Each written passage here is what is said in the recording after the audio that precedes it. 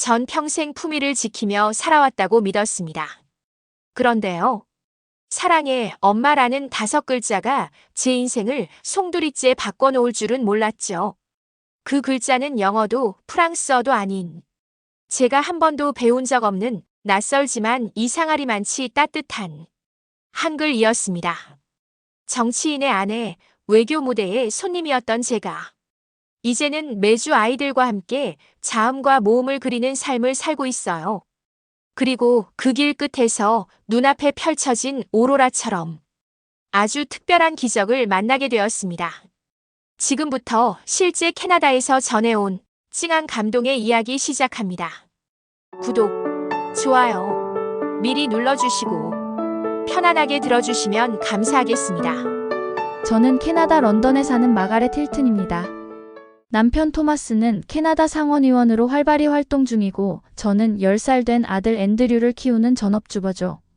우리 가족은 런던 시내 고급 주택가에 살고 있고 사람들은 흔히 우리를 엘리트 가정이라 부릅니다. 정치인 아내로서 각종 행사와 모임에 참석하는 것이 일상이었지만 제 삶의 큰 변화는 아주 뜻밖의 순간에 찾아왔습니다. 그날은 평범한 수요일 오후였습니다. 앤드류가 학교에서 돌아와 들고 온 가방에서 낯선 전단지를 꺼내 제게 내밀었어요. 알록달록한 종이에는 캐나다 런던 한글학교 가을학기 입학 안내라고 적혀 있었습니다. 엄마, 나 여기 다니고 싶어요. 제이슨이랑 같이. 저는 전단지를 자세히 살펴봤죠. 한국어 수업이었습니다. 솔직히 처음 든 생각은 왜? 였어요. 왜 하필 한국어일까? 프랑스어나 스페인어도 아니고 국제관계에서 아시아는 중국이나 일본이 더 중요하지 않나? 이런 의문들이 머릿속을 스쳐 지나갔죠. 앤드류, 왜 한국어를 배우고 싶은 거니? 제이슨이 다니는데 재밌대요. 한국 음식도 먹고 글자가 퍼즐 같대요. 퍼즐 같은 글자라니. 저는 한국어에 대해 아는 것이 거의 없었습니다. 그저 복잡한 아시아 언어 중 하나라고만 생각했죠. 남편 토마스에게 물어봤을 때 그도 글쎄 다양한 경험은 좋지라고만 했어요. 논쟁할 이유가 없었고 앤드류가 친구와 함께하는 방과 후 활동 정도로 생각했습니다. 토요일 저는 앤드류를 한글학교에 데려다주며 처음으로 그곳을 방문했어요. 교실은 작았지만 따뜻했습니다. 벽에는 알 수 없는 문자들과 한국 지도, 그리고 아이들이 그린 듯한 그림들이 붙어 있었어요. 아이들은 모두 웃고 있었고 학부모들은 대부분 아시아계였습니다. 저는 그 공간에서 유일한 서양인 같았어요. 그때 단정한 차림의 한국 여성이 다가왔습니다.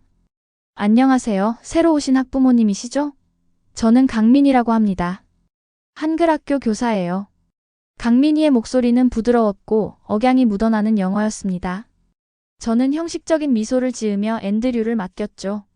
수업이 끝날 때까지 근처 카페에서 기다리기로 했어요. 2시간 후 앤드류는 흥분해서 달려왔습니다. 그의 손에는 낯선 글자들이 적힌 종이가 들려 있었어요. 엄마, 오늘 한글이 어떻게 만들어졌는지 배웠어요. 기억이라는 글자는 사람이 기억 소리 낼 때 혀가 목구멍을 막는 모양을 본떴대요. 니은은 혀가 입천장에 닿는 모양이고요. 앤드류는 종이를 펼쳐 보여주며 신나게 설명했습니다. 저는 호기심에 종이를 자세히 들여다봤어요. 거기엔 각 자음마다 발음할 때의 입속 모양이 그려져 있었고 그 모양과 한글 자음이 놀랍도록 닮아 있었습니다. 그리고 모음은요, 하늘이랑 땅이랑 사람을 그린 거래요. 점이 하늘이고 은은 땅이고 이는 사람이래요. 이걸 합쳐서 모든 소리를 만든대요. 앤드류의 설명을 들으며 저는 점점 놀라워졌습니다. 단순한 기호가 아니라 소리와 철학을 담은 체계적인 설계라니. 문자가 이렇게 과학적일 수 있다는 사실이 새로웠어요. 이건 문자라기보다 구조학이네요. 정말 놀랍구나. 그날 밤 저는 처음으로 한글이라는 단어를 인터넷에 검색해봤습니다. 뭔가 더 알고 싶다는 생각이 들었어요. 물론 그때는 몰랐죠. 이 작은 호기심이 제 삶을 완전히 바꿔놓을 거라는 사실을요. 앤드류는 그날 이후 무언가 달라졌습니다. 매일같이 한글 자음을 손가락으로 따라 그려보거나 종이에 적은 글자를 저에게 자랑하듯 보여주곤 했죠. 이건 기억, 이건 디귿이야. 그 눈빛은 마치 새로운 세계를 발견한 사람처럼 반짝였고 저는 그 모습이 어딘가 낯설고 신기했습니다. 처음엔 그냥 아이들 사이에서 유행하는 흥미쯤으로 생각했어요. 하지만 며칠이 지나도 그 열정은 식지 않았습니다. 그 아이가 처음으로 배운 언어를 스스로 쓰고 그걸 자랑스러워하는 모습은 어딘가 깊숙한 곳을 건드렸습니다. 그래서 조심스럽게 말을 꺼냈습니다. 앤드류, 이번 주 토요일엔 엄마도 같이 가볼까? 너 다니는 한글 학교에. 아이의 반응은 예상 밖이었죠. 정말? 강민희 선생님 분명 엄청 좋아하실 거야. 한글 학교는 작은 교회 건물 지하에서 열리고 있었습니다. 딱딱한 의자와 오래된 화이트보드, 작은 책상들. 처음엔 조금 낯설었어요. 그런데 교실 안을 가득 채운 아이들의 목소리는 그 어떤 명문학교보다 생기 넘쳤습니다. 작은 책상 너머로 보이는 칠판엔 커다랗게 쓰인 기역, 니은, 디귿, 리을, 글자들과 세종대왕의 초상화가 붙어 있었죠. 강민이는 보라색 앞치마를 두르고 아이들 사이를 분주히 오가고 있었습니다. 때론 아이들 눈높이에 맞춰 무릎을 꿇고 때론 손에 붓을 들고 아이들과 같이 한글을 그리듯 써내려가고 있었죠. 그녀는 교사가 아니라 무언가를 전하고 있는 사람처럼 보였습니다. 수업이 끝난 뒤 미니와 차를 마시며 이런저런 이야기를 나누게 됐습니다. 그녀는 말을 아끼는 사람 같았지만 이야기 속에는 힘이 있었어요. 그런데 왜 한글 학교를 시작하셨어요? 제 질문에 미니 선생님은 잠시 창밖을 바라보더니 미소를 지었습니다. 전 한국에서 대학을 졸업하고 이민을 왔어요. 처음엔 그냥 남편 따라온 거였죠. 이민 초기엔 하루하루 버티는 것도 버거웠어요. 그런데 아이를 낳고 나니 문득 생각이 들더라고요. 이 아이에게 뭘 물려줘야 하나 고민이 되더라고요. 그리고 이 아이가 나와 다른 언어를 쓰면 나는 엄마로서의 마음을 제대로 전달할 수 있을까? 그녀의 목소리는 잔잔했지만 묵직했습니다. 그래서 한글을 가르치기 시작했어요. 처음엔 제 아이에게만요. 그게 조금씩 퍼졌고 이 교실이 만들어졌어요. 문득 제 삶이 낯설게 느껴졌습니다. 나는 아이에게 어떤 언어를 남기고 있었을까? 나는 무엇으로 아이와 마음을 나누려 했던 걸까? 문자로 마음을 전한다는 게 이토록 깊은 일일 줄은 몰랐어요. 미니 선생님의 눈에는 열정이 담겨 있었고 그 진정성에 저는 마음이 움직였습니다.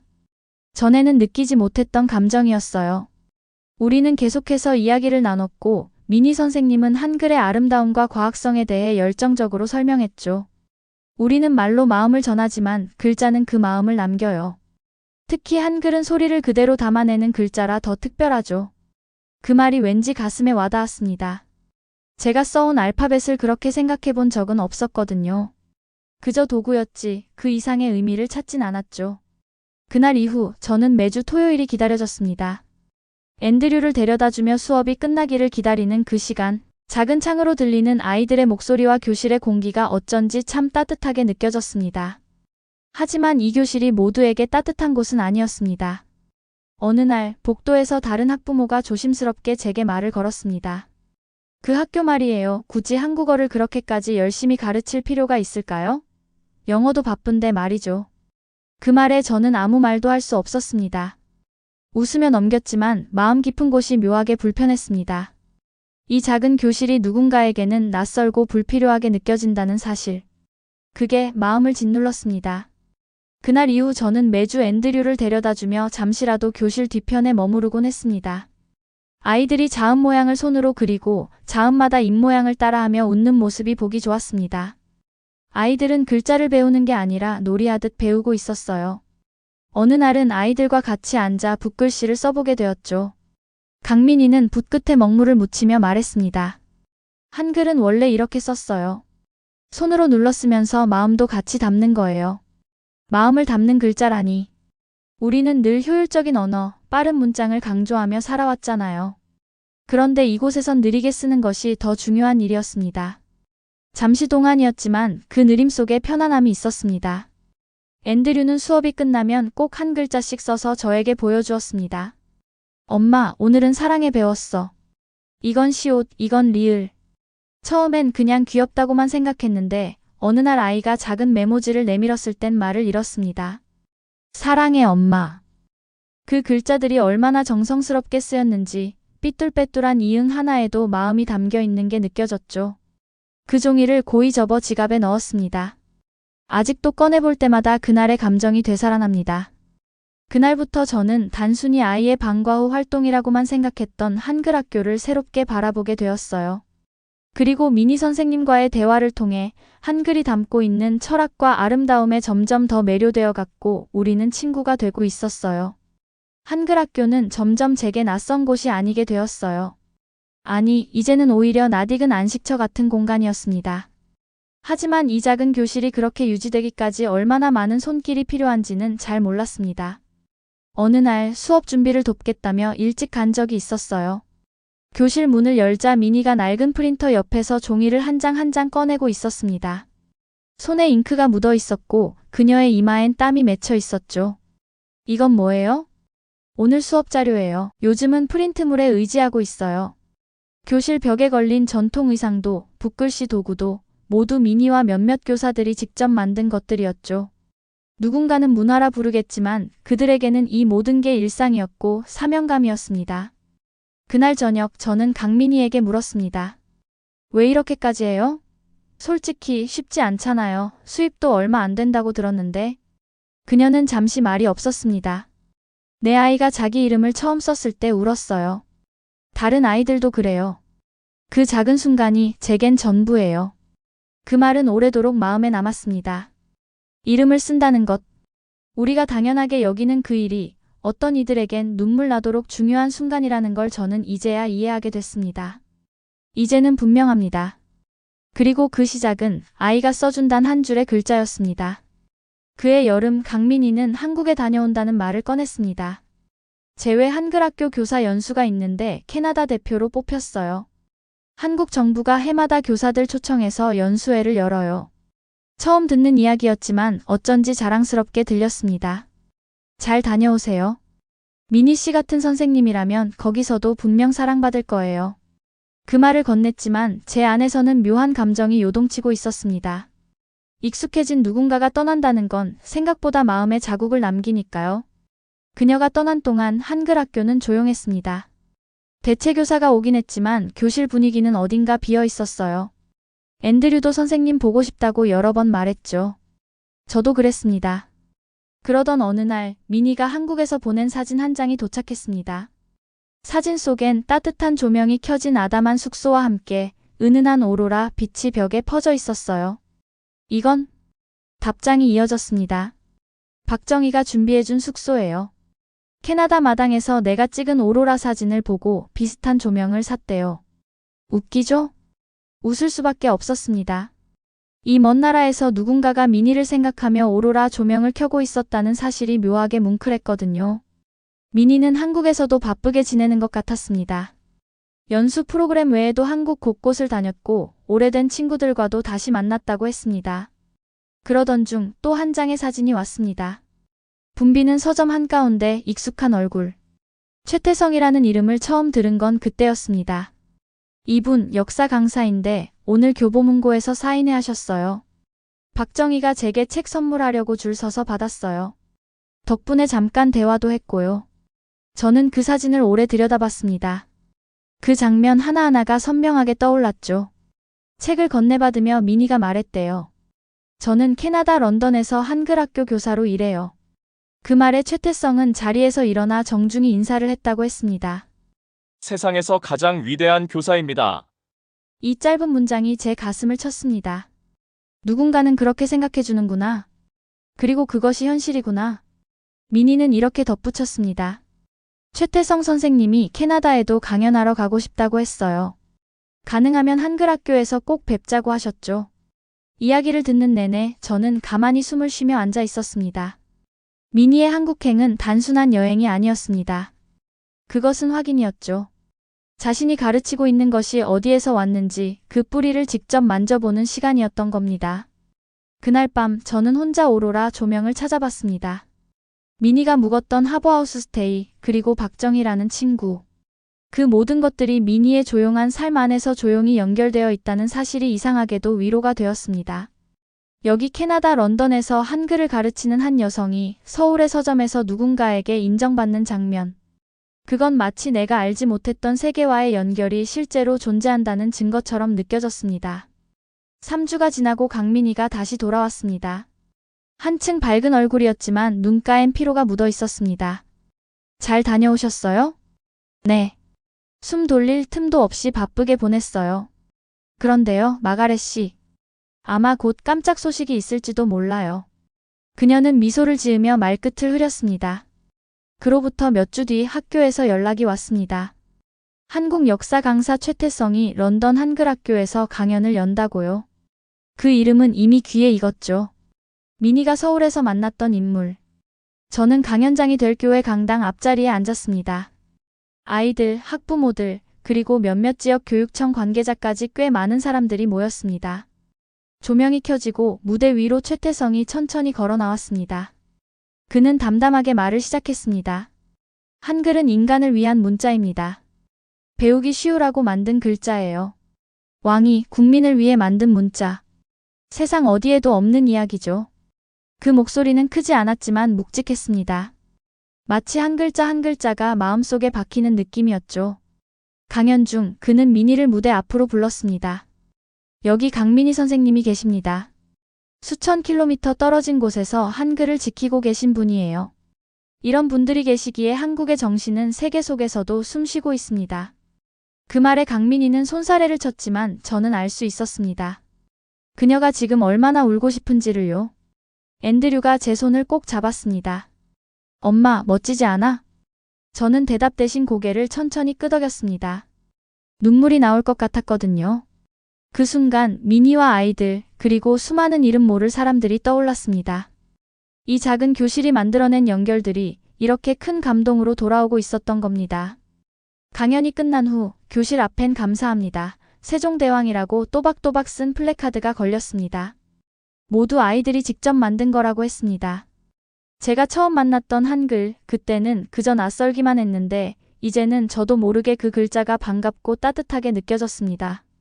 그날 이후로 저는 한 가지를 분명히 알게 됐습니다. 아이들만 배우는 게 아니었습니다. 어른인 저도 배우고 있었던 거죠. 내가 몰랐던 세계를, 내가 몰랐던 나 자신을. 그리고 그 중심엔 항상 글자가 있습니다. 런던 한글학교는 조용히 그러나 확실하게 커지고 있었습니다. 아이들은 점점 글자를 넘어 문화를 익히기 시작했고 학부모들은 매주 토요일이면 아이들을 기다리며 교실 창밖으로 고개를 내밀었습니다. 그리고 마침내 학교 밖으로 나갈 기회가 찾아왔죠. 다문화의 날 행사였습니다. 가톨릭 스쿨보드가 주최하는 이 행사는 11개국이 참가해 서로의 문화를 소개하는 자리였습니다. 학교 측에서 한국도 참여해 줄 수 있겠냐는 제안을 받았고 한글학교는 즉시 준비에 들어갔습니다. 강민희는 짧은 시간 안에 공연 대본과 의상, 그리고 음식 준비까지 총괄했죠. 저도 자연스럽게 그 중심에 서게 됐습니다. 처음엔 그저 도움 정도를 생각했지만 어느새 불고기 양념장을 만들고 꽈배기를 튀기고 있었습니다. 손은 바빴지만 마음은 평온했어요. 누군가를 위해 무언가를 준비한다는 일이 이렇게 따뜻할 줄은 몰랐습니다. 행사 당일 아이들은 일찍부터 모였습니다. 저학년들은 전통 노래 문지기 문지기 문 열어라와 사랑해요 그 한마디를 불렀고 고학년은 BTS의 다이너마이트 음악에 맞춰 소고춤을 췄습니다. 아이들이 무대 위에서 쑥스럽게 하지만 자신 있게 움직이는 모습을 보며 저는 손끝이 찌릿할 만큼 울컥했습니다. 무대 아래엔 각국의 부스가 길게 늘어서 있었습니다. 한쪽엔 인도와 베트남의 전통 의상, 다른 쪽엔 스페인 음식과 포르투갈 커피. 하지만 유독 사람들이 많이 모인 곳은 한국 부스였습니다. 떡볶이, 불고기 덮밥, 양념치킨, 꽈배기 줄이 끊이지 않았습니다. 이게 전부 학부모님들이 만드신 거라고요? 어떤 외국 학부모가 묻자 저는 자랑스럽게 고개를 끄덕였습니다. 아이들이 공연을 마친 뒤 무대 아래로 내려오자 박수와 함께 누군가 말했습니다. 한국 공연이 오늘 최고였어요. 그 말에 미니는 고개를 숙이며 말했습니다. 아이들이 정말 열심히 준비했거든요. 짧은 시간이었지만 최선을 다했어요. 올리비아 어머니는 제 손을 꼭 잡고 말했습니다. 덕분에 오늘 정말 멋진 하루를 보냈어요. 아이와 함께 한국 문화를 나눌 수 있어서 감사해요. 그 말이 귓가에 오래 남았습니다. 문화는 전시가 아니라 함께 나누는 거라는 사실을 처음으로 실감한 날이었어요. 행사가 끝난 뒤 미니와 저는 텅 빈 무대를 한참 바라봤습니다. 고요 속에서 미니가 말했습니다. 마가렛 씨, 오늘만큼은 제가 진짜 교사 같았어요. 그 말에 저는 웃으며 대답했습니다. 아니요. 오늘만이 아니라 늘 그래요. 우리는 다 알고 있어요. 그날 밤 저는 아들이 부른 짧은 동요를 다시 떠올렸습니다. 낯선 가사였지만 그 안에 담긴 사랑과 정성이 느껴졌죠. 한글은 그저 배우는 문자가 아니라 나누는 마음이라는 사실을 그날 모두가 함께 배웠습니다. 모든 것이 순조롭게만 흘러갈 줄 알았습니다. 다문화 행사가 끝난 후 한동안 사람들의 반응은 놀라울 정도로 긍정적이었죠. 아이들이 참 예뻤어요. 공연이 잊혀지지 않아요. 학부모들이 나서서 자원봉사를 신청했고 한글 학교에 대한 관심도 부쩍 늘었습니다. 하지만 변화는 늘 조용히 찾아오고 흔들림은 언제나 내부가 아닌 바깥에서 시작되죠. 처음엔 학교 게시판에 붙은 짧은 공지 한 장이었습니다. 비정규 교육 프로그램 공간 재검토.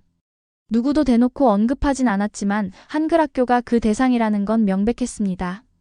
토요일 수업이 꼭 필요한가, 이 공간을 다른 목적에 활용하는 게 더 낫지 않겠는가, 이런 이야기들이 조용히 돌고 있었어요.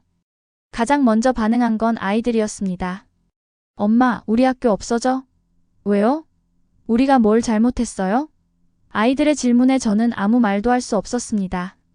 왜냐하면 나도 그 답을 모르고 있었거든요. 강민이는 표정 하나 바꾸지 않고 아이들 앞에 섰습니다. 하지만 저는 알고 있었습니다.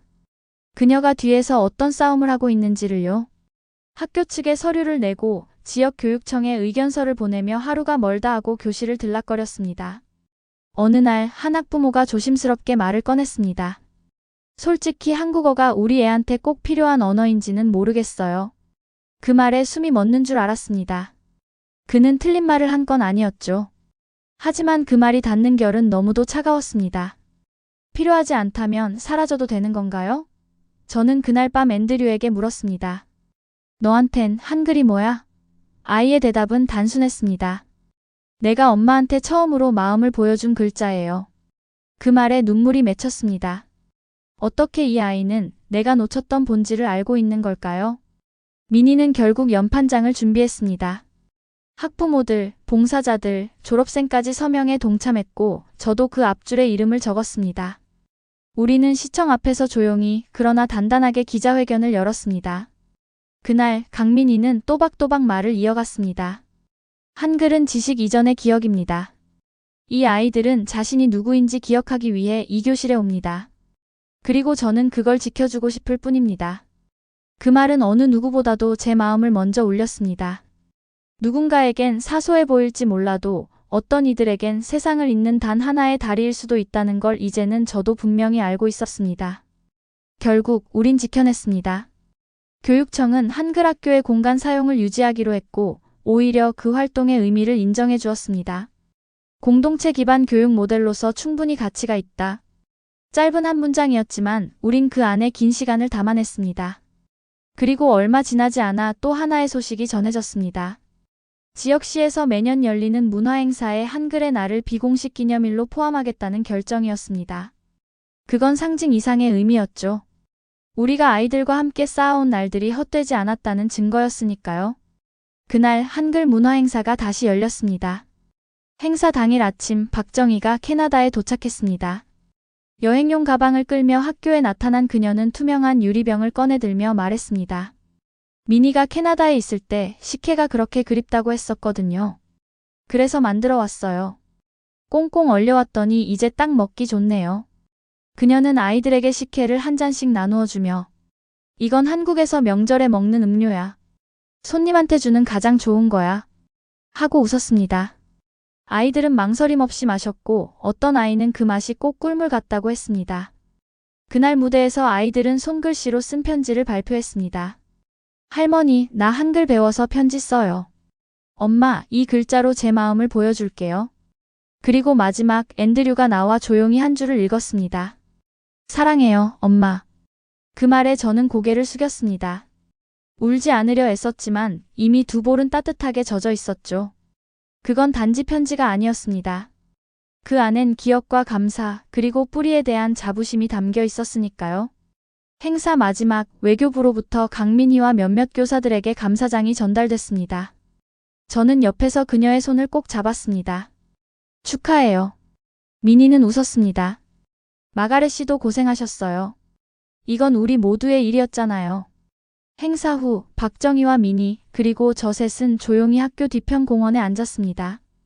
손엔 아직 식혜 한 잔이 들려 있었고 머리 위로는 구름이 천천히 흘러가고 있었습니다. 그러다 어느 순간 미니가 손가락으로 하늘을 가리켰습니다. 저기 봐요. 오로라예요. 머리 위엔 초록빛과 보라빛이 춤추는 오로라가 하늘을 흐르고 있었습니다. 박정희가 웃으며 말했습니다. 미니가 캐나다에서 보낸 오로라 사진 아직도 내 방에 붙어 있어. 그거 보면서 조명도 사고 식혜도 만들고 결국 여기까지 따라왔네, 내가. 저는 그 말을 들으며 두 사람을 바라봤습니다. 그건 친구라는 이름으로도 부족한 관계 같았어요.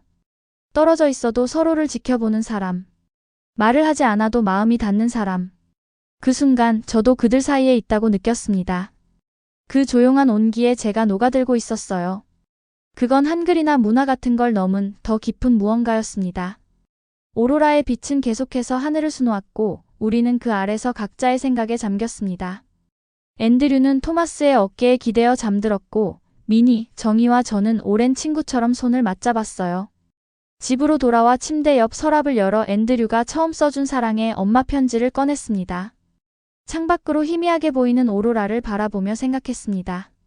언어는 단순한 의사소통 도구가 아니라 사람과 사람, 문화와 문화를 잇는 달이라는 것을요. 그리고 한글은 사랑을 가장 오래 남기는 글자였습니다. 오늘의 사연 어떠셨나요? 긴 영상 시청해주셔서 감사합니다. 고마워요. 구독 친구, 사랑해요. 감동 친구.